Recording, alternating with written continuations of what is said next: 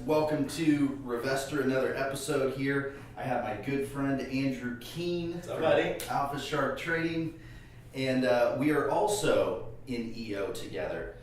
So he started out on the trading floor in Chicago, then quickly started his own company trading and showing others how to trade.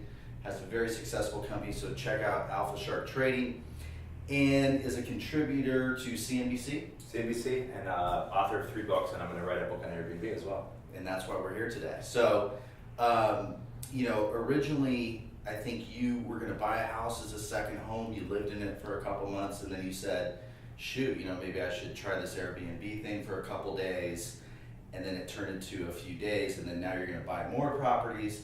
And then knowing you research things like crazy. So when I was talking with you, I'm like, oh my God, this guy knows everything. He's only bought one Airbnb property, and he's done so much research, way more than me. And I'm like, we got to get you on here. So you're going to buy more properties. You're actually thinking about starting a fund as well. So just wanted to interview you. And yeah, so I moved to Texas, and then I love San Diego. I come back for EO, obviously, and then as a big thing, as a finance guy, someone who's traded for a very long time, someone who has money in the bank, if you look at the 10-year interest rates, it's about 1.8%. So you got to park your money somewhere, so you park it usually in stocks. But there's always alternative investments that you're looking for. I mean, if someone came up to you and said, hey, I'll give you 10% return on something, that's like golden now. I mean, 10 years ago, that wasn't the case. 10% wasn't good. But now, with the 10-year trading 1.7%, you need alternative ways to find money.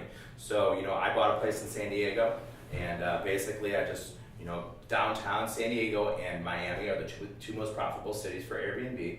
As a percentage, you can get like Cleveland and Kansas City, but you're going to be buying very cheap properties. So San Diego is very profitable. If you think about it, the weather here is amazing. There's always tourists. There's always conventions. Conventions going on all the time. A lot of conventions are actually in November and December because they come from the East Coast and the West Coast. They're like, where's the nice weather? Right. San Diego. So San Diego and Miami are the most profitable.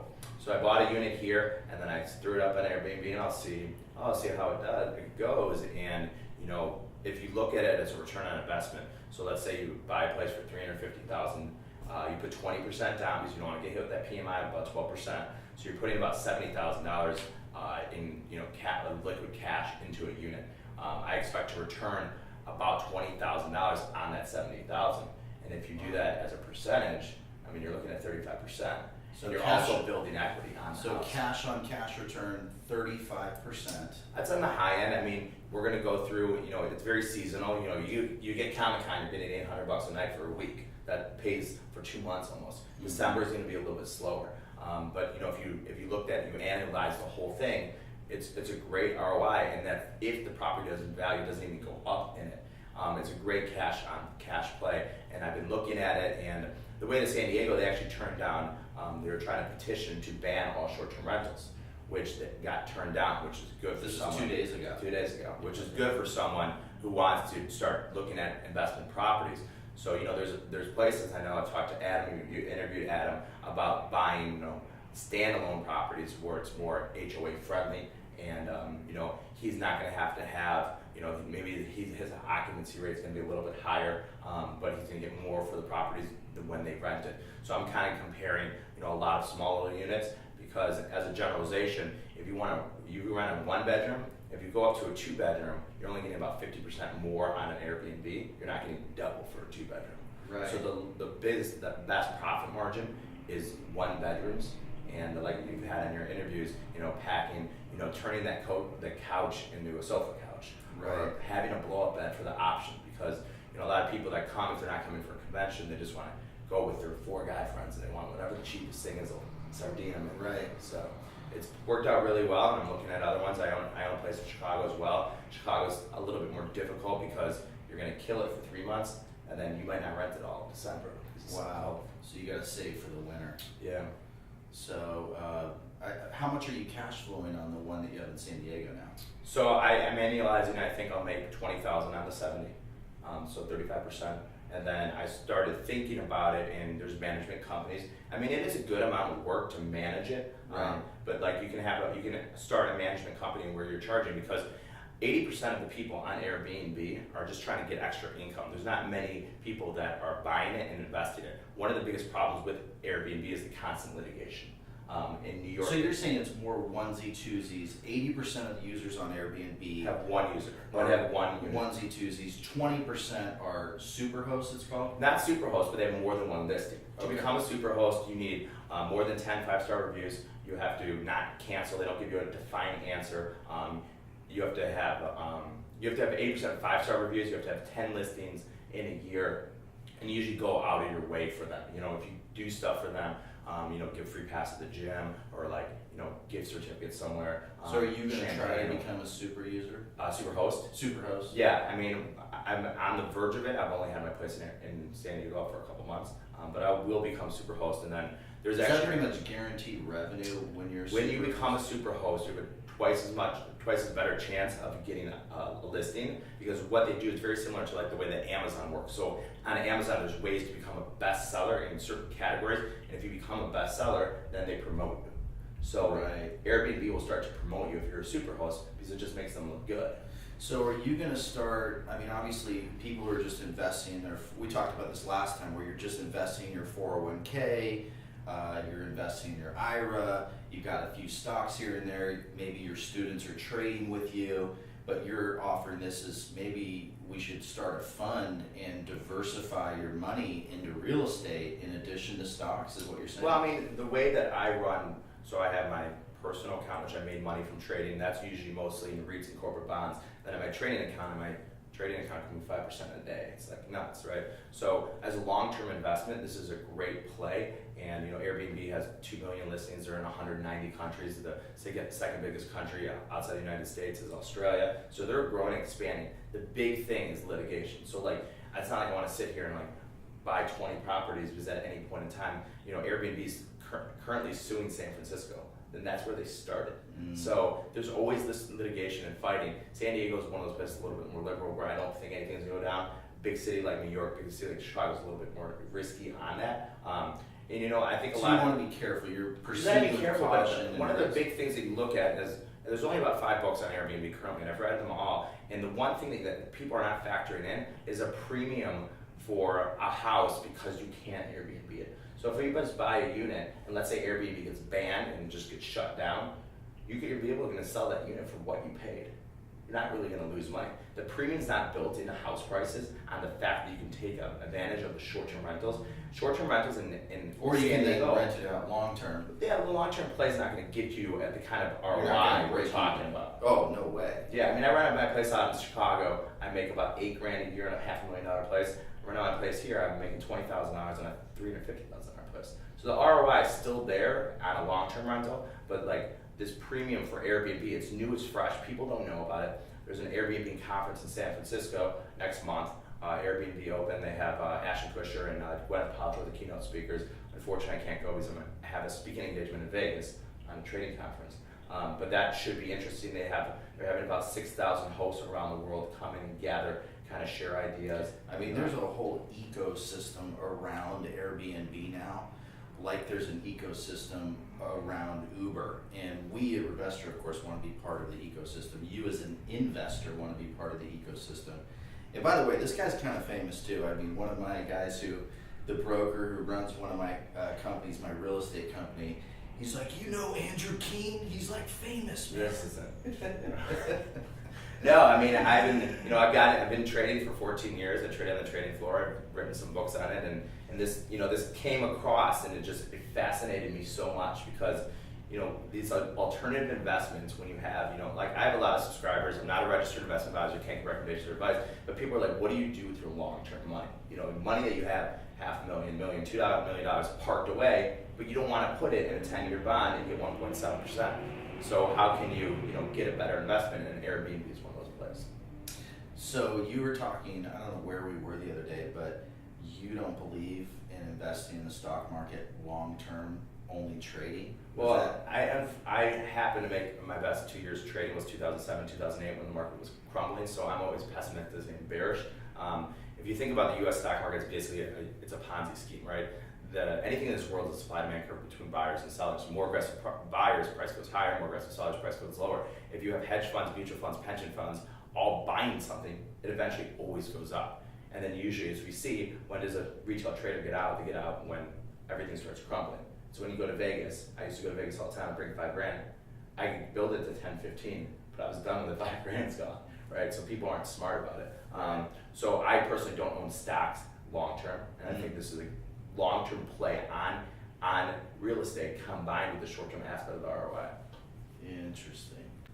So I think the biggest nuggets that we took away from Adam, who owns 3 properties in Little Italy, standalone, no HOA, and then George Yu, these are previous videos, who is a property manager, is that, you know, stuff them in like sardines, right? Get as many beds and guests as you can. Stay away from HOAs if you can. Add value to the property, right? You know, add an extra bedroom, add a jacuzzi, add a rooftop deck. You're going to get more value. So there's so many tips that we had in the video so far, but one of the pieces that our team is working on right now is kind of the pitfalls of Airbnb. Is number one, you know, you're kind of not really competing against other landlords because you're not really a landlord, you're a host. And you're more of a hotelier. You're competing against hotels, right? And so you have guests, not tenants, right? So how do you become a hotelier and a real estate investor at the same time? Are you focusing on tourism? You know, as tourism goes like this, is Comic-Con gonna leave San Diego? Is Chargers gonna leave San Diego? Do all these outside factors scare you as an Airbnb investor, or the city council bans it, or, you know, there's bad weather, right? So, yeah, I mean, there's a lot of fears, I think, in Airbnb. It's not one of these things if everything in life is guaranteed to be easy. So I want to take a good percentage of my net worth and what I've accumulated over the years and put it towards it.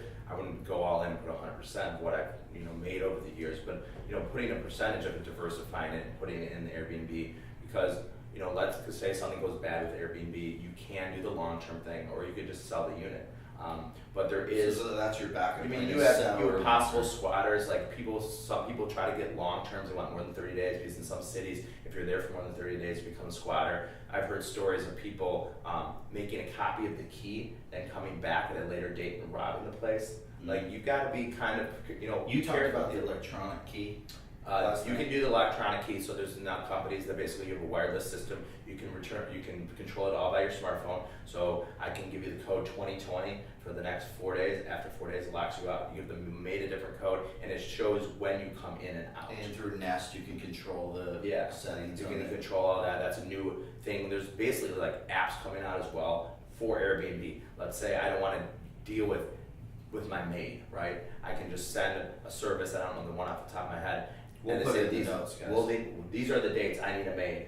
This is all my listings, and they'll come in and do it. So like I feel like a lot of people want the personal touch of meeting someone, so you feel a little more comfortable than leaving the key under the mat or like the keys in a lockbox. They like the touch of the feel. You know, making yourself basically accountable. If they have any questions about anything, I'm also looking into things, making up basically. Be like, hey, why are you guys coming in town? They're like, oh, there's 4 guys. We're having, you know, my buddy's birthday party, bachelor party. Then having a laminate there, basically saying the best clubs, bars, restaurants, where they can go. If a family's coming in, they're not going to want that. They're going to want Mount Soledad. They're going to want to go see the seals up in La Jolla. So having like an itinerary almost for them, coupled with, you know, what gym membership. Right. I mean, when I go out of town, I'm sure you're the same way. I want to go to the gym. Like, I try to make an effort to go to the gym. Well, we'll see. So yeah, trying to put those little small touches on there, and like asking people why they're in town and trying to make their experience better. So do you think Airbnb will go away? No, they're too big of a company. I mean, they're worth, I don't know, maybe $50 billion. Like they are fighting, and they have enough capital to have huge legal fees. And you know, if you think about it, I can understand an HOA not wanting someone to Airbnb in them, but if you think about it the reverse way and say play devil's advocate, it's increasing the property value because more people are going to want to buy it if you can Airbnb it. Right. So if you have a standalone Little Italy, that premium, there should be a premium in there because it doesn't have an HOA versus the building that has an HOA. If the HOA says, hey, we're going to allow Airbnb it, the property value is going to go up in that unit. Right. So also there was another thing that people were talking about, like denying guests. You can like creeping on them on Facebook and LinkedIn and looking at them going, I don't want that hairy, ugly guy in my house. You know, you can deny guests very easily. There's a lot. There's intricacies. Like now you can deny guests. I mean, I look at everybody that books it. I go to the LinkedIn profiles. Almost everybody's on LinkedIn. We've never denied a guest. I don't think I ever would, but you can, if you want, you can. Another thing that a lot of people do, cleaning fee. You can make up whatever price you want. If the customer agrees to pay that, then they can pay for that. So let's say it costs. So it doesn't have to be a pass-through. No pass-through. You don't have to show them the invoice, right? I mean, we got a place in Philadelphia, and I looked at my buddy. I'm like, it's $200 cleaning fee. Like you can charge whatever you want for the cleaning fee.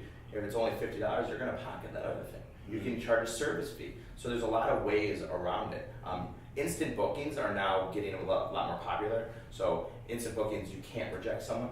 So you have bookings where you have 24 hours to respond, and then you have instant bookings where you have to accept them. Well, see, the problem is with Facebook right now, they're talking about real estate companies like targeting certain demographics, and is that discrimination against housing laws that are in place? So the same thing here with Airbnb. If you don't let a guest stay, technically your property is a commercial property, like a hotel, and you have the right to refuse people, but it is kind of gray area. Will HUD get involved in CFPB and all these agencies of saying, hey, there is discrimination because you're not letting... I think it's discrimination. We've never said no to anybody. So, I guess there's a circumstance where I Google some guy and he's been arrested 7 times, I'd probably deny it, but that I have to deal with that then. But I think what you guys are doing with Revestor is a great platform. I've played with the platform before, and it's beta testing now, and it shows you the ROI in the short term versus the long term, different goals, and the whole mapping thing, and putting your price points and all your matrices and your KPIs in there. I think it's amazing. It's a great tool, software that I've been using as well. That's awesome. I'm stoked that you've been using it. We actually pushed it to the live site, Revestor.com today, which is getting some great feedback so far, so that's really cool. And when we were going to do that negative devil's advocate article, people are saying, well, how can Revestor help with this negative stuff? Weather takes it up and down, Comic-Con comes in and out, right? Football comes in and out. What can we do is use the sliders on the site, take the occupancy rate down from 70% to 40%, take it up to 90%, see where the numbers sway and see where your break even is, and see what you're willing to lose, right? And then switch it over to long term, and then see what you're gonna get long term. Are you okay with that if you have to switch it back to long term? Are you gonna sell it at that point? What are the costs? What would you lose? Then take the daily. We have a high, a low, and an average for the daily in there. So put it to the low, and then see if that's still okay for you. It gamifies the numbers instantly, right? So just go over the worst case scenarios, because like we talked about in past episodes, like you got to do your research, you got to know your numbers, you got to know the pitfalls, but knowing like the stuff from those 5 books, and we'll put the books in the show notes, like so much more, and you're less likely to lose money because all these tips. Well, yeah, I mean, it's just, and like you said, you got to put the occupancy rate, and you got to know which months are going to be better. December's a little slower. We have said that we don't go under like $100 for a 1-bedroom downtown ever. Like, we're not going to make it 50. We're not going to be Motel 8 for $50. If it doesn't rent that day, it doesn't rent that day. Right. We've had some people like Airbnb is like an open. What's your occupancy rate now, by the way? I think we're probably around like 93%, 90-95% in October. And so you're making like cash flow of at least a couple grand a month. Should be returning $20,000 on $70,000, and this is why basically this is like you come up with a business, and then you do a sample run and you test run to see if it's actually working, and then when it does, you think about which way you can make it bigger. So yeah, $20,000 per year on this. On 70. Gotcha. Okay, Just cash flow. Okay. And I've heard of people even in San Diego overpaying for properties downtown, but paying 10% down. So like if you look at it as just a cash flow equation, right? Because I look at everything in math, probability, and statistics. If I put that 70,000 and I made it 35,000, even if I'm overpaying by the property by 10 or 20,000, my cash flow is not going to be over 50% return, just on a cash flow basis. Right. So I've heard stories of you people can leverage more in San Diego paying through the offer for units if they can put 10% down. Okay, cool. So how can people get in touch with you? Always email me, Andrew@alphashark.com. Very into the Airbnb thing. Unfortunately, I cannot go to the conference. I bought a ticket, and I can see if I can transfer. So my people ticket. should go to this conference, so we'll put it in the notes. When this Airbnb open in LA. It's about 2 weeks. Okay, cool. All right, guys, go to Revestor.com, check it out, search by short-term rentals, see what the numbers come back in your area, and we'll talk to you guys soon. Great Thanks. software. Thanks, buddy.